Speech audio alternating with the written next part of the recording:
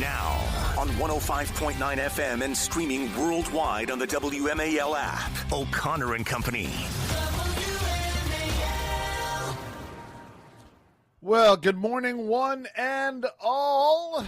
It is 5:07 in the wee small ones of a Wednesday morning. It is News Talk 105.9 WMAL, making sense of the news. This is O'Connor and Company. No, I am not Larry O'Connor. I'm Andrew Langer, in for Larry today, sitting alongside Julie Gunlock. Good morning, Julie. Good morning. I love when we're sitting here. We're doing show prep. We just get to chit chat about all kinds of things. So it's always good. Yes. By the way, we had our requisite Wegmans discussion this morning, folks, because Julie and I are both wholly owned subsidiaries of Wegmans Corporation. Anyway, we got a jam-packed show like we always do here on O'Connor and Company. We got Cal Thomas. If it's Wednesday, it must be Cal Thomas. He's going to be joining us. He's got a new column out that you all are going to enjoy us discussing, I think. We got Morgan Wright, who is a cybersecurity expert, on yesterday, the latest internet outage, the Cloudflare outage yesterday. Say that 5 times fast. Josh Christensen from the New York Post. He's the D.C. bureau chief. I met him at a dinner, Julie, just a couple of weeks back. You did. On the latest developments about Trump's would-be assassin, Thomas Crooks. Listen, if he'd only had one of those Froyo AI bears, Julie, maybe we could have avoided this. Tom Rousey from ABC 7 WJLA. He's going to be joining us in the 8 a.m. hour to discuss the D.C. Metro's effort to reduce fare evasion.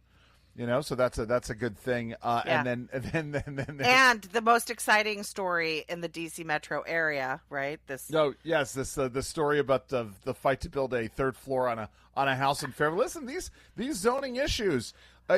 Listen, we talked about this a bit yesterday. The brigade in Alexandria doxing J.D. Vance. Imagine if the vice president and his wife had tried to put another floor on their house in Old Town. They would have met with a greater pitchfork and torch crowd there. Oh, dear. So, listen, we spent a good chunk of time yesterday talking about this bill to release the Epstein documents. The Senate has agreed to quickly move that bill. The House voted yesterday 427 to 1. Do you know who that one was? Who was that one? Yeah, it was. Hold on. I know it was Clay Higgins. I love this. We have right here I think it's the New York Times piece here. The sole lawmaker to vote no was Representative Clay Higgins, a quote unquote far right Republican from Louisiana. But listen, I get it. And obviously Clay Higgins obviously had much of a pass because it was a near unanimous vote in the House for this. A handful of folks not voting. I don't know who those were. I don't have that list in front of me, but it was a handful on both sides. But Clay Higgins, Clay Higgins said, and we're going to talk about her in a moment. But Clay Higgins said, I was against this from the beginning. I was against this, and the constitutional concerns that I have not been corrected by how we're releasing this. So I'm going to continue to vote no, which is fine. This is amazing. So in case you missed it yesterday, we had a really good discussion of the situation with Stacey Plaskett. I'm now calling it, by the way, Ronagate, Julie, because Stacey Plaskett was getting text messages in real time while she was questioning Michael Cohen. Getting questions texted to her from Jeffrey Epstein in real time while there was a House hearing of former Trump lawyer Michael Cohen. And literally Jeffrey Epstein, after his conviction and then his subsequent indictment, is continuing to feed her specific questions. And then it devolved into something really disturbing where Jeffrey Epstein is commenting on the fact that it looks like Stacey Plaskett is chewing on the inside of her mouth while she is sort of sitting there waiting for answers. And it was like a really weird kind of intimate moment there. The reason why I'm calling it, it's the kind of thing that you would only a close friend because he goes, "Are you chewing gum?" Yeah, and she answers, "No, I'm chewing the inside of my." You know how you kind of not the inside of your cheek. Yeah. And again, that's an exchange that only really good friends. Like, yes. You wouldn't say that. It is a very intimate I thing would to say to somebody. if I were sitting here and looking over at you in the studio and I saw you doing that, I might in the break go, "What are you doing?" Right? Yes, but like absolutely. I've known you for 20 years. Like it's not something that I would ask someone new or in a formal arrangement. Right. So it showed, I think you're really right. I think you've really honed in on something. It shows an intimacy there. And I'm not saying sexual, but I'm saying I am. Friends.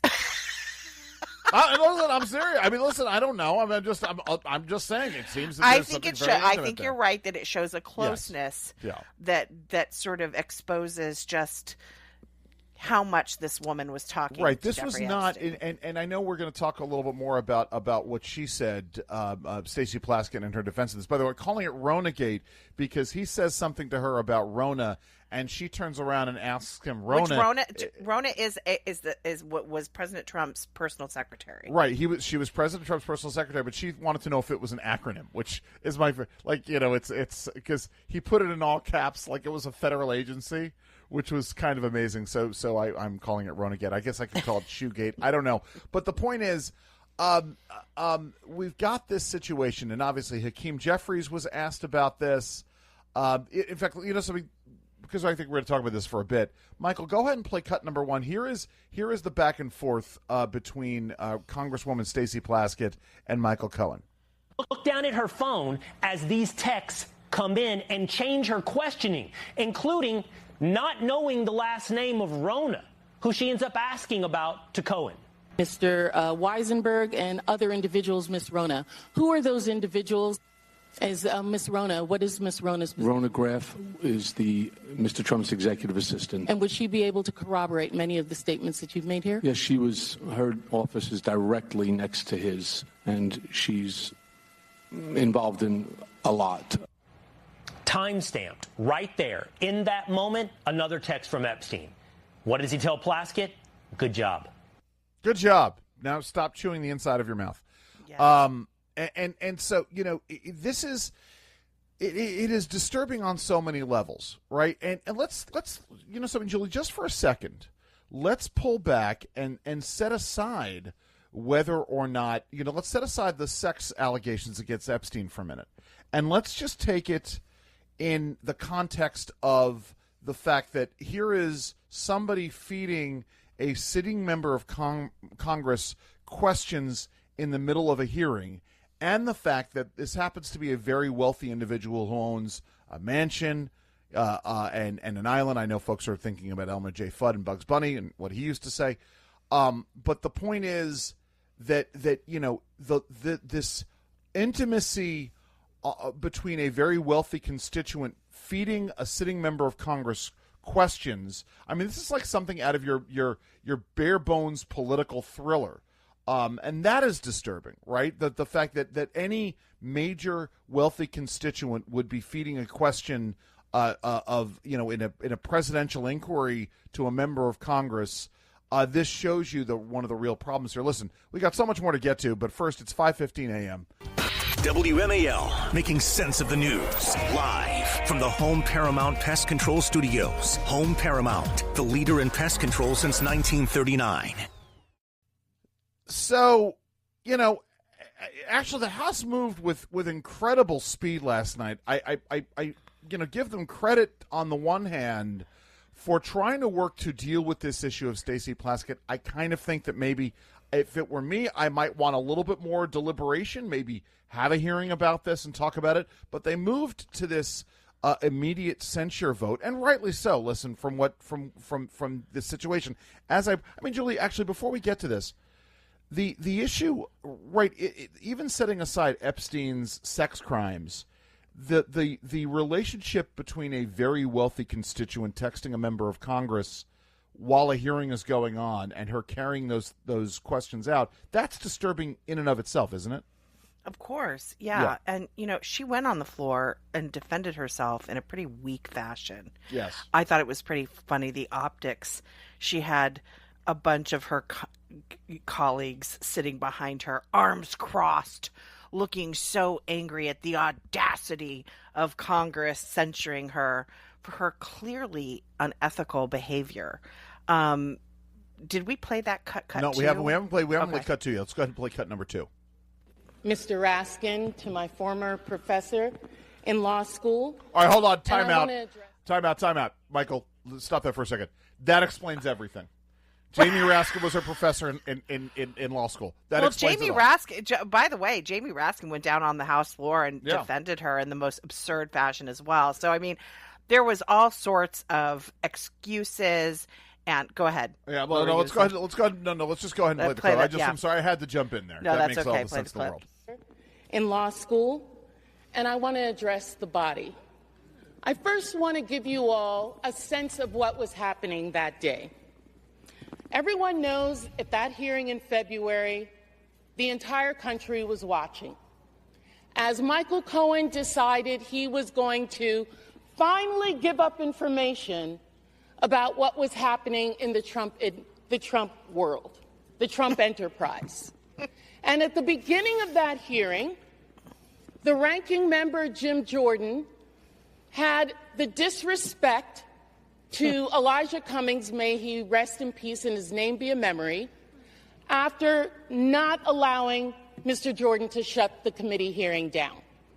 And I turned to Mr. Jordan and told him to have respect for the chair and to basically shut up. And that moment went viral.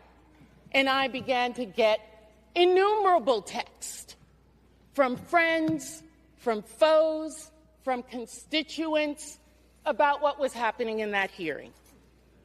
And I got a text from Jeffrey Epstein, who at the time was my constituent, who was not public knowledge at that time that he was under federal investigation, and No, but he was already a convicted sex offender. Yeah, exactly. who was sharing information with me.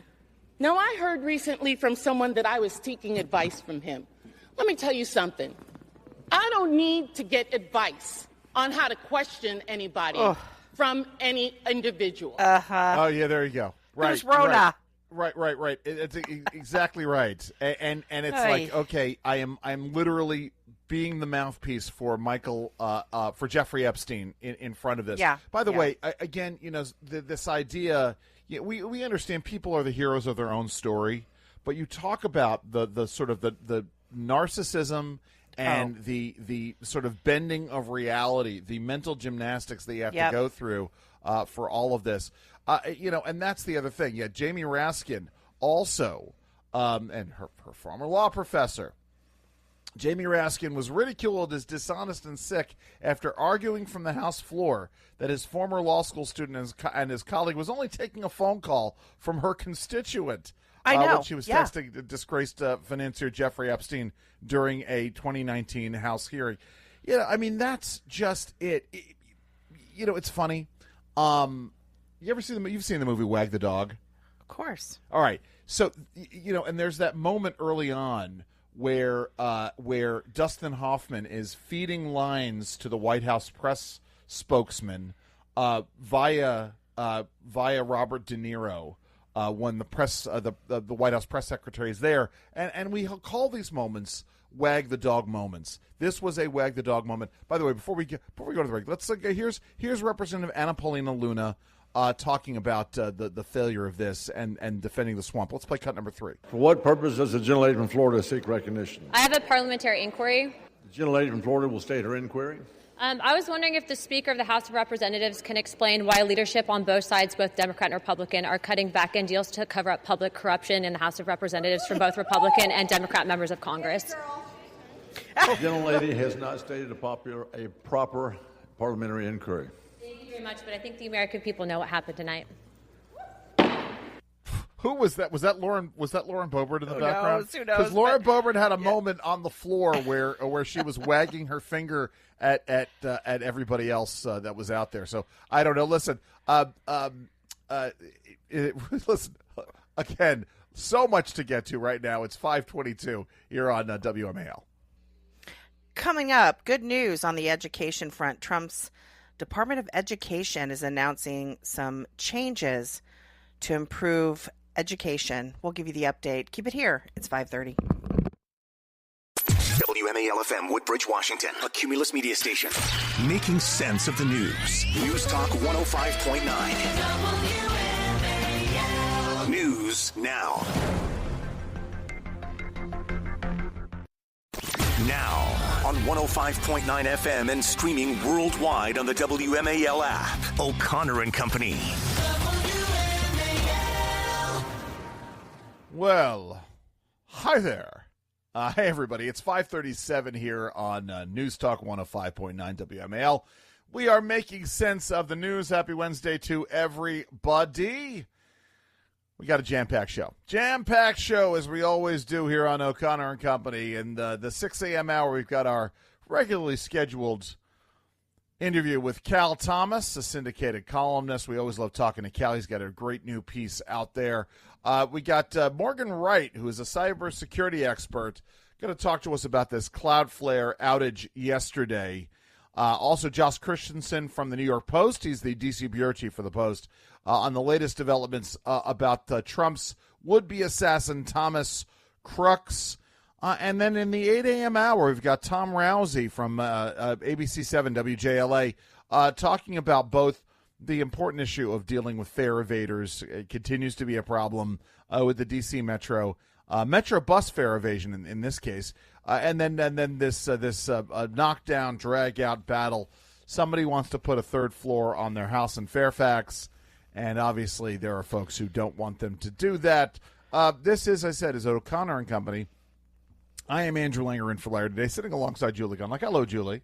Good morning. How are you this morning? I'm good. You know, it's funny. I was talking to Heather during the break about a piece that I got that I'm trying to make heads or tails of on the economic impacts of regulation, because you know I'm a massive regulatory nerd, dealing a lot with the administrative state, the regulatory state. What happens in the executive branch? And there were some major changes announced yesterday at the Department of Education. Trump administration asserts broad authority and major changes to Education Department. They've signed 6 interagency agreements, a frequently used tool to contract out services from one federal agency to another. And this is, by the way, was in the Daily Caller. Thank you guys from the Daily Caller News Foundation for this. And basically, several programs. So there's the Office of Elementary and Secondary Education will be co-managed by the Department of Labor. A growing role, DOL will take a growing role in managing the Office of Post-Secondary Education. The Department of the Interior will help administer Native American education programs. HHS will join the Education Department in a foreign medical accreditation partnership and will help improve on-campus child care for support for parents enrolled in college. State Department will help administer international and foreign language studies programs. And so the question is this really reform, or is it just shifting things around, or is this the need to shift things around as a precursor to finally getting rid of the Department of Education? I mean, is this just deck chair shuffling, Julie? What are your thoughts here? No, I think it's a little bit of all of those. Yeah. I do think this is an effort to return education back to the states, to give control back to the states, much more to the states. We know decentralization riles the teachers' unions. They have a harder time controlling education when it's controlled by 50 states, as opposed to centralizing it at the Department of Education, which is what the Democrats want, because ultimately they want Randy Weingarten to run the Department of Education, even though they put a puppet in the Department of Education who takes all of his or her orders from Randy Weingarten. The Republicans want to decentralize this. Frankly, of course, we want to dismantle the department. This department should not exist. This department is unnecessary. And frankly, if you look at the Department of Education, it doesn't do much under even, aside from, we look back at in the early aughts, the Arne Duncan rule of restorative justice and certain other policies that get handed down from above that really destroy education, destroy discipline in schools, that kind of stuff. So they do have power. But in terms of the funding, they don't. And so we don't need this. And I think that this is an effort both to dismantle the department and as such to strengthen state power over education, which is a good thing. I think you're right. At the end of the day, there are certain things that have to be done. There are federal laws that are out there. For those of you, many of you understand this. Listen. I'm dealing with a wonk-friendly crowd in terms of our listenership. This is the benefit of doing a show in Washington D.C. is you understand that what happens is that the legislature, at least ostensibly, Congress, creates law via statute, and then it's up to these agencies to interpret and enforce the law.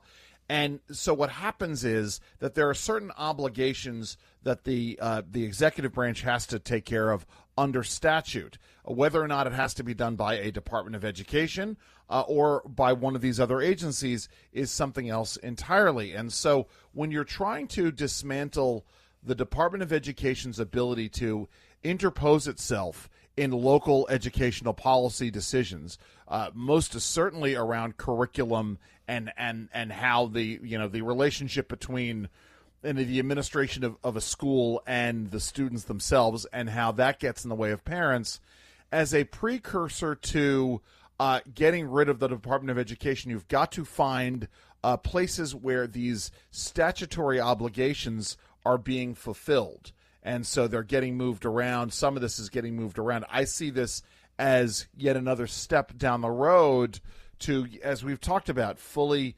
dismantling this Department of Education, and that's a good thing. The Office of Post-Secondary Education. The Office of Post-Secondary Education works to strengthen the capacity of colleges and universities to promote reform, innovation, and improvement in post-secondary education. And here's my question at the end of the day. Point to me a policy that has been enacted by the Office of Post-Secondary Education that has, in point of fact, made post-secondary education in the United States better. Where's the metric for improvement? What have we seen? What is out there? Listen, we got a heck of a lot more to get to here on O'Connor and Company. It's 5:43 on WMAL. Never miss an episode of the Derek Hunter Show. If you do, we just might talk about you. 3 o'clock on WMAL. So obviously there's so much duplication, and that's the other thing that we want to be working to avoid is duplication in federal programs. By the way, this is one of the things that DOJ was supposed to be working on. I think they're going to continue to be working on this, Julie Gunlock, the issue of pulling back and figuring out what federal programs duplicate one another. Because why should we, Julie, pay twice for government inefficiency here? But yeah, so they've got this Office of Indian Education. The Office of Indian Education is committed to providing leadership for ED-wide policy coordination on Indian education, formulating policy and guidance, identifying key issues, blah blah blah. And the Bureau, so that was at the Department of Education. Has the Office of Indian Education, and then the Department of the Interior has a Bureau of Indian Education. Go ahead, please. No, go. No, I mean, listen, the mission of the Bureau of Indian Education is to provide students at BIE-funded schools with a culturally relevant, high-quality education that prepares students. We know what happens here. We know that throughout the federal government, and I'm reaching back to my days on Capitol Hill, and I know you continue to work on these issues, and I do at IWF, this sort of regulatory reform issues that are often, considered kind of dry, like, oh, you do regulatory reform, let me fall asleep. Yeah. No, what a lot of people in this space are trying to do is reduce the overlap and duplication in these federal programs that we see here. Andrew has just laid out that there is a Department of Indian Education at the Department of Education, and there's an exact same office at the Department of Interior. So this is what happens. You go up to Capitol Hill, you're really excited to, do regulatory reform, and you discover these duplicative programs, and you tell your boss, and then there's a hearing, and you say, hey, look, let's get rid of, what we can do is we can get rid of one of the offices and just really centralize the effort in one office, right? Instead of all this overlap duplication. Then what the Democrats do, so you propose this, you're like, let's cut one of these programs. We can increase the funding of the other program to make sure there's no gaps, right? To make sure we cover everything, right? You're very conscientious about that. You make sure that there's no lagging, there's no lapses in coverage, right? And then the Democrats, what do they say? Republicans hate Indians. Right. American Indians. Yes. They hate them. Native Americans. What am I supposed to say? Okay, Andrew, help me out here. Is it Native Americans now? I can't remember. Anyway. Well, right. Yeah. It's not the Office of Native American Education. It is the Office of Indian Education in both departments, in both agencies.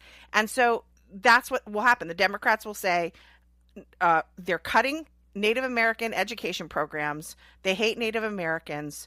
Republicans hate they don't want Native American children to be educated. That will be the narrative. And when you try to say, no, I'm just trying to reduce overlap and duplication, doesn't matter. And they will not be reasonable about this. So I will tell you, this move by the Trump administration is brilliant because it sort of gets rid of all of that hassle of having to go, through these processes. Listen, that have not worked. I'm going to preface this by saying it's a joke. I'm about to make a joke because some folks might not know that I'm joking here, especially given the fact that I do labor in the fields of regulation and the administrative state. I'm incredibly passionate about it. I had drinks with a high school friend of mine the other day who, doesn't understand, any of this, and explaining it, they got a sense as to why this stuff is important. Yeah. But I used to make a joke. I'm going to make it now, that in my Andrew Langer world, there would be only 3 federal agencies. There would be the Bureau of the Interior, dealing with everything within the United States. There would be the Bureau of the Exterior, dealing with everything that we deal with outside of the United States, and then a Bureau of everything in between. Right? That way, it's the stuff that's, anyway, it would oversimplify things. But at the end of the day, right, what we need to do is we need to be finding ways. When you have duplication, it's not just that it's waste and wasteful, but it also creates a massive drag and massive amounts of confusion for the folks who are dealing with these administrative agencies here. Because you never know which office is it. Are you supposed to be dealing with the Bureau of Indian Education at the Interior Department, or are you supposed to be dealing with the Office of Indian Education at the Department of Education? This one is important because we are having this increasing reliance on foreign medical students and foreign medical doctors. And hey, by the way, we could solve that problem by increasing not just the number of medical schools in America, but by the number of residency programs. Because even if we created a bunch of more med school births in America to satisfy the gap between the number of doctors, the number of patients we have, and the number of doctors we need, we still wouldn't have enough graduate medical education. Yes, Julie, I know my wife is listening. This is like her big thing right now. But the Department of HHS will join the Education Department in a foreign medical accreditation program and will help improve on-campus child support for parents enrolled in college. And I don't know why I want that to happen.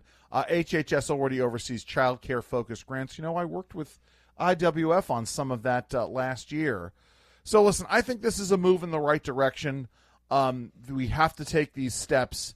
And if we're trying to dismantle what is most important, which is the interference by the federal government in the day-to-day educational lives of our students and their parents, this is a positive step. It's 5:53 here on WMAL.